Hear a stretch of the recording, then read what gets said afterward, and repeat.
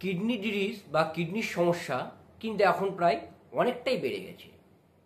প্রচুর লোক কিন্তু এখন এই কিডনির সমস্যায় ভুগছে। কিন্তু এই কিডনির সমস্যা হলে আমরা বুঝবো কি করে যে আমাদের কিডনির সমস্যা হয়েছে? এর লক্ষণ কি কি আছে? কি কি লক্ষণ দেখে আমরা বুঝবো যে আমাদের কিডনির সমস্যা হচ্ছে? আর এই নিয়ে আজকে আমাদের এই আলোচনা। আমি ফার্মাসিস্ট পার্থসারথী ঘোষ, আর আপনারা দেখছেন আপনাদেরই চ্যানেল মেডিটক স্টুডিও। তো চলুন আজকে আমরা এই বিষয়ে ফিরে আসি। প্রথমেই একটি কথা আমি আপনাদেরকে বলে রাখি যে একটি বিশাল সংখ্যক কিডনি পেশেন্টের কিন্তু রেনাল ফেলিওর বা কিডনি ডিজিজের কোনো লক্ষণই থাকে না। অ্যাকচুয়ালি ভগবান আমাদের কিডনিকে এমনভাবে বানিয়েছেন যে 75% পর্যন্ত কিডনি নষ্ট হলেও কিন্তু আমাদের কোনো সিমটম দেখা দেয় না। একটা কিডনি যখন 75% নষ্ট হয়ে যায় তারপরে কিন্তু আমরা সেই আস্তে আস্তে করে এই কিডনি ডিজিজের সিমটমগুলো আমাদের শরীরে আসতে থাকে। তার আগে পর্যন্ত কিন্তু আমরা অনেক ক্ষেত্রে কিন্তু এই সিমটমগুলো আসে না। তো এই যে কিডনি ডিজিজ বা রেনাল ফেলিওরকে আমরা মোটামুটি 4টি পর্যায়ে ভাগ করে থাকি, 4টে স্টেজে। First stage, second stage, third stage এবং ফোর্থ স্টেজ। তো বেশিরভাগ ক্ষেত্রে দেখা গেছে যে প্রথম ফার্স্ট স্টেজ এবং সেকেন্ড স্টেজে এই কিডনি সমস্যার কোনো লক্ষণই কিন্তু প্রকাশ পায় না। আমরা বুঝতেই পারি না যে আমার কোনো কিডনির সমস্যা হয়েছে এই ফার্স্ট স্টেজ এবং সেকেন্ড স্টেজে। থার্ড স্টেজ যখন আমাদের চলে আসে তখন আমরা আস্তে আস্তে করে বুঝতে পারি যে এই কিডনির লক্ষণগুলো তখন কিন্তু কিডনির সমস্যার লক্ষণগুলো কিন্তু তখন আস্তে আস্তে প্রকাশ পেতে থাকে থার্ড স্টেজে গিয়ে। আর ফোর্থ স্টেজ যখন পৌঁছে যায়, ফোর্থ স্টেজে কিন্তু পৌঁছে যাওয়ার পর এই যে কিডনি ডিজিজের যে লক্ষণগুলো সেগুলো কিন্তু আরও বেশি করে প্রকাশ পেতে থাকে। তাই আজকে যে লক্ষণগুলো আমি বলবো সেই লক্ষণগুলো আপনারা ভালো করে শুনুন। এই লক্ষণগুলো সম্পর্কে আপনারা ভালো করে অ্যাওয়ার হন এবং এই লক্ষণগুলো যাতে না আসে তার আগেই কিন্তু আপনারা প্রতি বছর অন্ততপক্ষে একবার করে আপনাদের কিডনিটা পরীক্ষা করান। এটি আপনাদের কাছে আমার অনুরোধ। তো চলুন আজকে জানা যাক যে কী কী সিমটম আছে, কী কী লক্ষণ আমরা দেখে বুঝতে পারবো যে আমাদের কিডনির সমস্যা হতে চলেছে। কিডনি ডিজিজের প্রথম লক্ষণ হচ্ছে কোনো লক্ষণই না হওয়া। শুনে হয়তো আপনারা একটু হাসছেন যে এটা আবার কীরকম হলো। তবে হ্যাঁ, এটা হচ্ছে একটা ভাইটাল পয়েন্ট, যেটা আমি প্রথমেই বললাম যে একটা বড় সংখ্যক কিডনি ডিজিজের ক্ষেত্রে, কিডনি রোগীর ক্ষেত্রে কিন্তু প্রথমে দেখে কোনো লক্ষণই প্রকাশ পায় না। আর এই জন্যই কিন্তু কিডনি ডিজিজকে বলা হয় দ্য সাইলেন্ট কিলার। তো আমি যেটা বললাম প্রথমে, যে প্রথম দুটো স্টেজে আমরা কিন্তু কিডনি ডিজিজের কোনো লক্ষণ আমাদের শরীরে প্রকাশ পায় না। যখন থার্ড নম্বর স্টেজ চলে আসে তখন সেই কিডনি ডিজিজের লক্ষণগুলো আস্তে আস্তে প্রকাশ পেতে থাকে।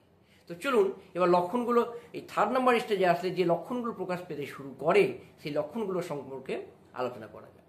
তো 1 নম্বর, সেটা হচ্ছে দুর্বলতা।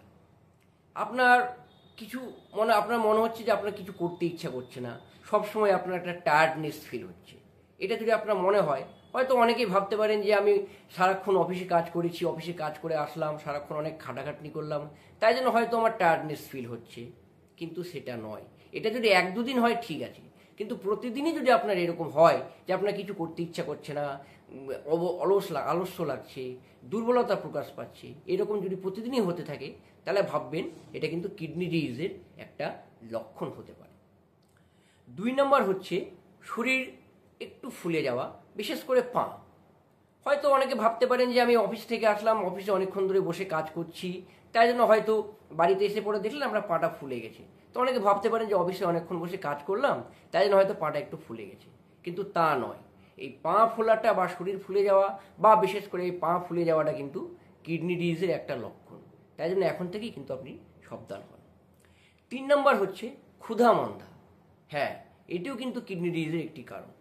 যদি আপনার 1 দিন বা 2 দিন খেতে ইচ্ছে না করে ক্ষুধা মন্দা হয় তাহলে ঠিক আছে, কিন্তু আপনার যদি প্রতিদিনই ক্ষুধা মন্দা হয়, যে জিনিসগুলো আপনি খেতে ভালোবাসেন কিন্তু এখন আর খেতে ইচ্ছা করছে না, কোনো কিছুই খেতে ইচ্ছে করছে না, এরকম যদি আপনার প্রতিদিনই মনে হয় তাহলে ভাববেন যে আপনার কিন্তু কোনো একটা সমস্যা হচ্ছে এবং সেই সমস্যাটা আপনার কিডনি সংক্রান্ত সমস্যা কিন্তু হতে পারে। তো এটা কিন্তু আপনাদেরকে মনে রাখতে হবে। 4 নম্বর হচ্ছে হঠাৎ হাইপার টেনশন হওয়া। ধরুন আপনি একজন ভালো মানুষ, আপনার কোনো হাই প্রেশার নেই, একদিন আপনি হঠাৎ দেখলেন যে আপনার হাই প্রেশার হয়ে গেছে।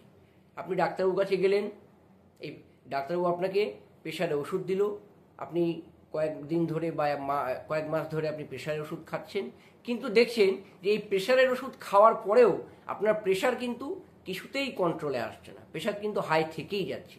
তো এই ধরনের সমস্যা যদি আপনার সঙ্গে হয়, তাহলে আপনি ভাববেন যে সেটা কিন্তু আপনার কিডনি ডিজিজের জন্য হতে পারে। কারণ আপনার যদি রেনাল ফেলিওর হয় বা কিডনির সমস্যা যদি হয়, তাহলে কিন্তু হাই প্রেশারের একটা সম্ভাবনা থাকে বা হাই প্রেশার হয়ে থাকে। তো এটা কিন্তু এই হঠাৎ করে হাইপার টেনশন হওয়াটা কিন্তু কিডনি ডিজিজের একটি লক্ষণ, এটি আপনাদেরকে মনে রাখতে হবে। তারপরে 5 নাম্বার হচ্ছে অ্যানিমিয়া।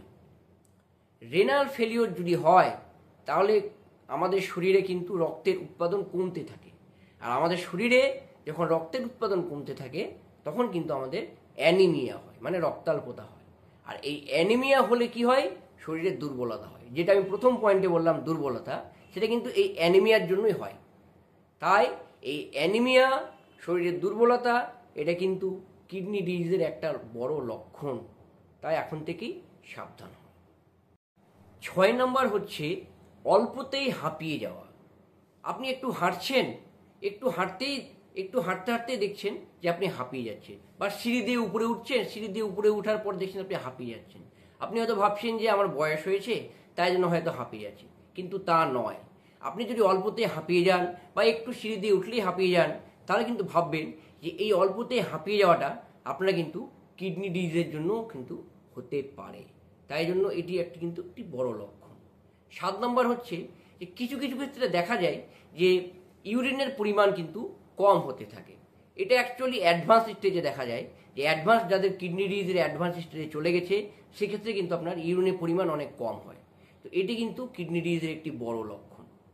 8 নম্বর হচ্ছে ঘুমের ডিস্টার্ব হওয়া। যারা কিডনির পেশেন্ট, যাদের কিডনির সমস্যা আছে, তাদের দেখবেন রাতে ঘুমের খুব ডিস্টার্ব হয়। এই আধ ঘন্টা বা 1 ঘন্টা পরপরই কিন্তু তারা হঠাৎ করে তাদের ঘুম ভেঙে যায়, ঘুম থেকে তারা জেগে যায়। তো এই ঘুমের ডিস্টার্ব হওয়াটা কিন্তু কিডনি ডিজিজের একটি লক্ষণ। এবং 9 নাম্বার সব থেকে লাস্ট এবং ভাইটাল একটা লক্ষণ, সেটা হচ্ছে কি, যে ইউরিন করার পর ইউরিনের মধ্যে দেখবেন ফেনা হওয়া। যদি আপনি দেখেন যে আপনি প্রস্রাব করলেন, প্রস্রাব করার পর আপনার প্রস্রাবের জায়গাটিতে ফেনা আছে, তাহলে কিন্তু ভাবতে হবে যে আপনার ইউরিনের মধ্যে দিয়ে কিন্তু প্রোটিন লিক করছে, মানে ইউরিনের মধ্যে দিয়ে প্রোটিন বের হচ্ছে। আর এই ইউরিনের মধ্যে দিয়ে প্রোটিন বের হওয়া কিন্তু কিডনি ডিজিজের একটি বড় লক্ষণ। বিশেষ করে যারা ডায়াবেটিক পেশেন্ট, এই ডায়াবেটিক পেশেন্টদের কিন্তু এই ইউরিনের মধ্যে দিয়ে প্রোটিন লিক হওয়াটা কিন্তু মানে হয়, কিডনি ডিজিজের যদি তার সমস্যা থাকে তাহলে সেক্ষেত্রে। তো এই ইউরিনের মধ্যে দিয়ে প্রোটিন পাস হওয়াটা কিন্তু কিডনি ডিজিজের একটি বড় লক্ষণ। তো এই 9টা লক্ষণ আমি বললাম, এই 9টা লক্ষণ আপনারা শুনলেন। এই লক্ষণগুলো আপনারা ভালো করে অ্যাওয়ার হয়ে যান এই লক্ষণগুলো সম্পর্কে। এবং সবশেষে আমি একটি কথাই বলবো, যে যেহেতু কিডনি ডিজিজের প্রথম দিকে কোনো লক্ষণ থাকে না, তাই এই লক্ষণগুলো আসার আগে থেকে এই লক্ষণগুলো যাতে না আসে, তার জন্য আপনাকে কি করতে হবে, আপনার বয়স যদি 30 বছর হয়ে থাকে, 30 বছরের পর থেকে আপনি প্রতি বছর অন্ততপক্ষে একবার করে কিডনি ফাংশন টেস্ট করান। এটি কিন্তু অবশ্যই আপনাদের করা উচিত, যাতে এই লক্ষণগুলো প্রকাশ না পায়। তো চলুন এবার জেনে নেওয়া যাক যে এই কিডনির ফাংশনটা ঠিক আছে কিনা, কিডনি ঠিক আছে কিনা, তার জন্য আমরা কি কি টেস্ট করতে পারি। তো তার জন্য মোটামুটি 3টি টেস্ট আছে। 1 নম্বর হচ্ছে ইউরিয়া ক্রিয়েটিনিন, একটি ব্লাড টেস্ট। এই ব্লাড টেস্টের মাধ্যমে ইউরিয়া ক্রিয়েটিনিনটা টেস্ট করতে হয়। 2 নম্বর হচ্ছে যে ইউরিন পরীক্ষা করতে হয়, ইউরিন আরই এবং এসইআর বলে একটা টেস্ট আছে, এটা ইউরিন টেস্ট। এটা একটা আছে কিডনি ডিজিজের মানে kidney test, kidney function test. আর লাস্ট হচ্ছে ইউএসজি। তো এই 3 রকম টেস্ট আছে কিডনি ফাংশনের। আপনারা প্রতি বছর একবার করে এই টেস্টগুলি করে নেবেন। এই টেস্টগুলিতে খুব একটা বেশি খরচ হয় না। এই 3টি টেস্টে আপনার খুব জোর 1500 থেকে 2000 টাকা পড়তে পারে, তার মধ্যেই কিন্তু আপনার এই 3টি টেস্ট হয়ে যাবে। তো আপনাদের কাছে অনুরোধ, আপনারা প্রতি বছর, আপনার বয়স যদি 30 বছর হয়ে যায়, প্রতি বছর একবার করে আপনার কিডনিটাকে টেস্ট করান। তাহলে আপনারা বুঝতে পারবেন যে আপনার কিডনির কন্ডিশন কি আছে বা আপনার কি কিডনির যদি সমস্যা হয়ে থাকে তাহলে আপনারা কী করতে হবে। তো বন্ধুরা, আজকে এই সিমটমগুলো বললাম কিডনি ডিজিজের, আপনারা হয়তো খুব ভালো মতো বুঝতে পারলেন। এরপরেও যদি আপনাদের কোনো কোশ্চেন থাকে অবশ্যই আমার কমেন্ট বক্সে কমেন্ট করবেন, আমি আপনাদের যথাসাধ্য উত্তর দেওয়ার চেষ্টা করব। আর এই ভিডিওটি যদি আপনাদের ভালো লাগে তাহলে অবশ্যই একটি লাইক দিয়ে দেবেন আর আমার এই চ্যানেলটিকে সাবস্ক্রাইব করে দেবেন। তো বন্ধুরা, আজকে এটুকুই, নমস্কার।